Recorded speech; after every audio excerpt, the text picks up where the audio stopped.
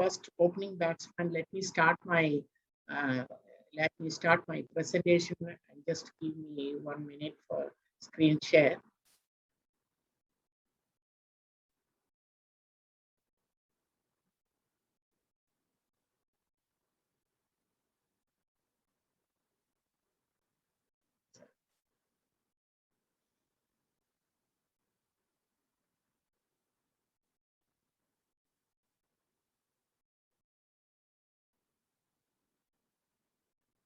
Yeah.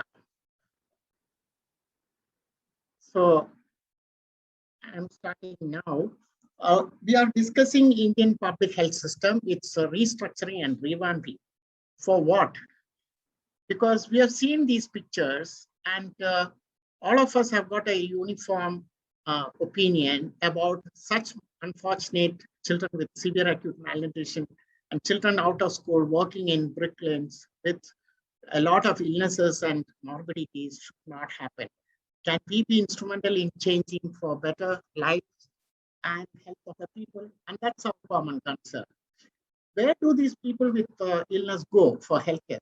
They don't go anywhere. And that is what is found in NSSO estimates. Unless debilitating, most tend to self-treat, ignore, or delay availing of treatment, or resort to go to a cheaper rural medical practitioner or costs. 20% don't go anywhere.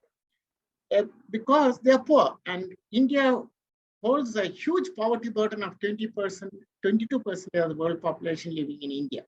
And they live with the double burden of both communicable diseases and non-communicable diseases with poor income and poor nutrition. Where are getting treated? Where are the beds to get treated for the poor? You know, the only consolation is the 38% of the total beds available are free beds in the public sector. Balance of 62%, about 11.9 lakhs out of 19 lakhs beds are in the private, and private sector is a mixed one. And the top of this mix of private sector is the top 5% posh hospitals like Apollo, Max, Fortis, Medanta, Manipal Care, and you all know it's all star hospitals where the rich go and they can afford it, let it run its own business. And that is Ministry of Finance approved. Without any regulation, they function in the health sector. But the 95% of private sector are in the small and medium. And there also, there are two categories, private for-profit and not-for-profit voluntary hospitals. Dr. Rama will be speaking more on the contribution of non-for-profit voluntary hospitals. But the private sector, the rest of it, and that non-for-profit may be 25, I don't have the exact breakup, maybe 25% or maximum 30% of that. But 70 to 75% are for profit. So tragedies of infant deaths have shocked the media a few 2 years ago in Gorakhpur, Farrukhabad, Jharkhand, and Raipur, but it does. And last 1 year, coronavirus has taught us that the vulnerability of and fragility of our public health system.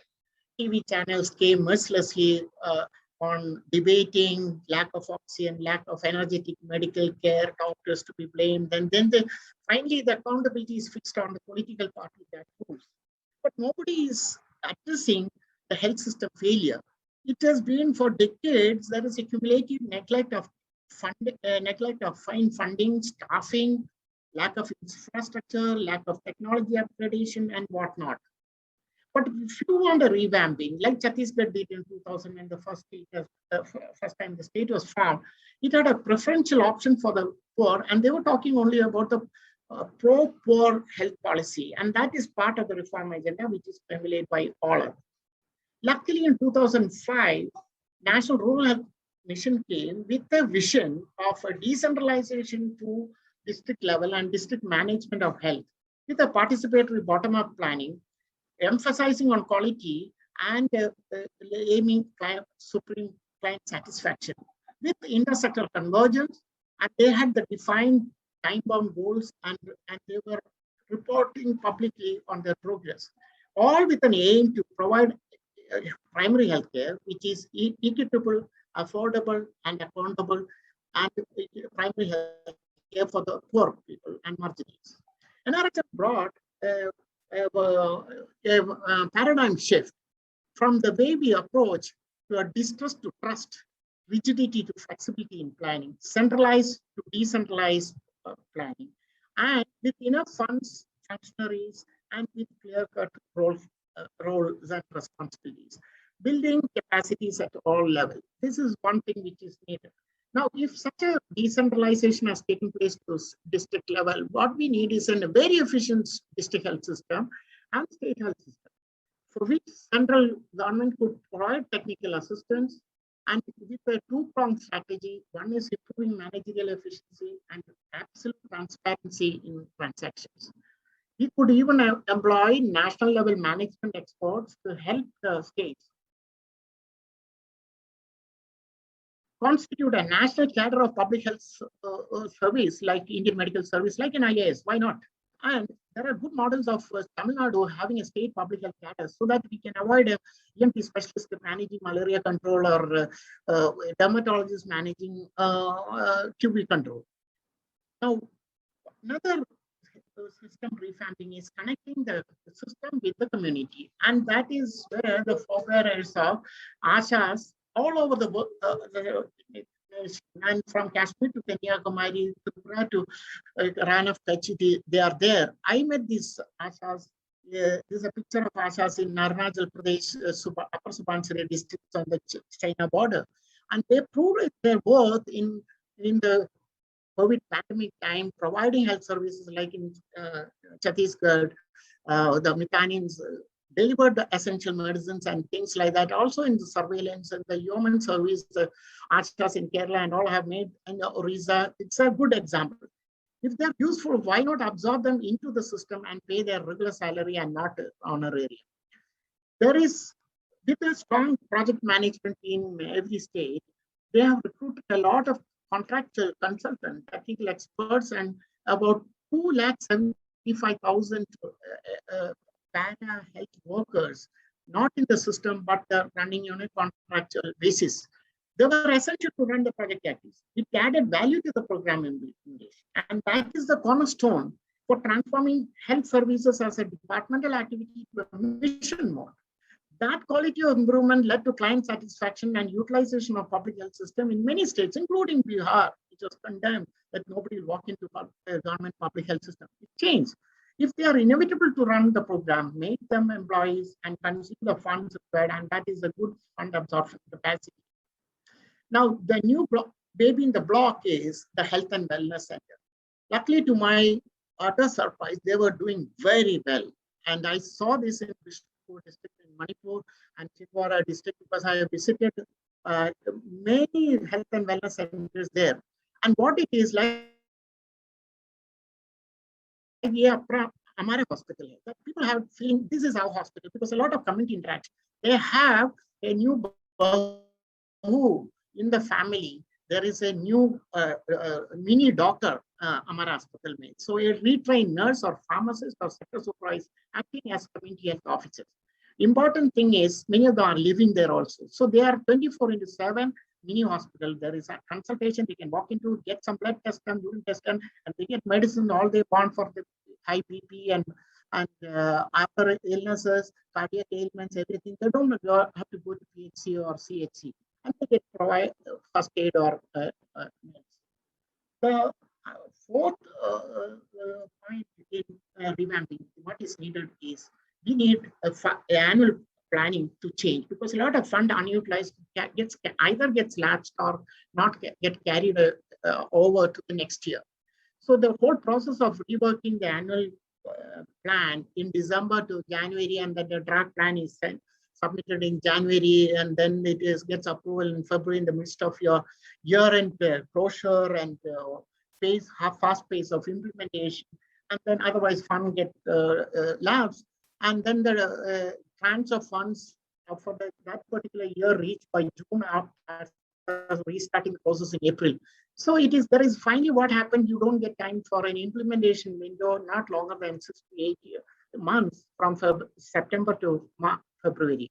So instead of that, we can have a once a 5-year broad planning, work plan with the strategies and have year-wise goals and objectives and annual financial allocation approved in principle for 5 years.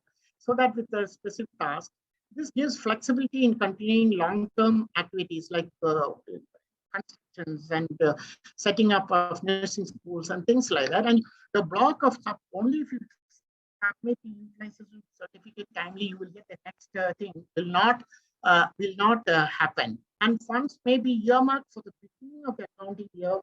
When you get it, you fix the fund for salaries, electricity, water supply, and regular thing, including consumables like essential consumables like the oxygen. The fund should be earmarked from the beginning as soon as you get. You don't say that we haven't got the central government funds and you can wait. No, that should change. The next thing in the revamping is application of IT technology and e-governance. And NHM has got into it. And if it is a web-based advertisement for vacant and new post recruitment, including test and selection, all results are up in the web and it is not in closed files, and so that somebody can influence and rewrite the posting order for award of contracts or even payment of bills and invoices. Everything can be tracked and it eliminates the strikes at the root of corruption. Now, if such a thing, there are a list of litany of many more, and my fellow panelists will speak about that. But what it can do is, like, it changes the mission mode activity. People who are concerned, and like the tender loving care you give to this premature baby in your palm, if you care for the community will utilize it.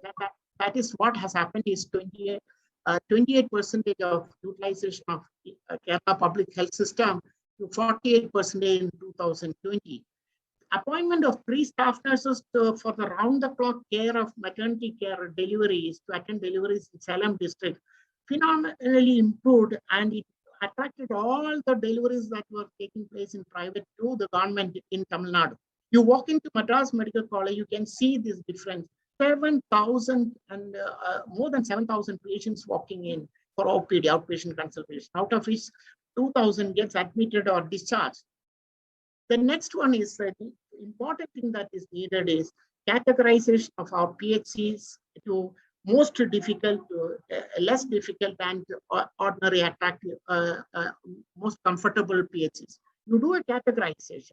You post the young medical officers soon after MBBS and their bachelors, they put them in the zone 1 of the most peripheral.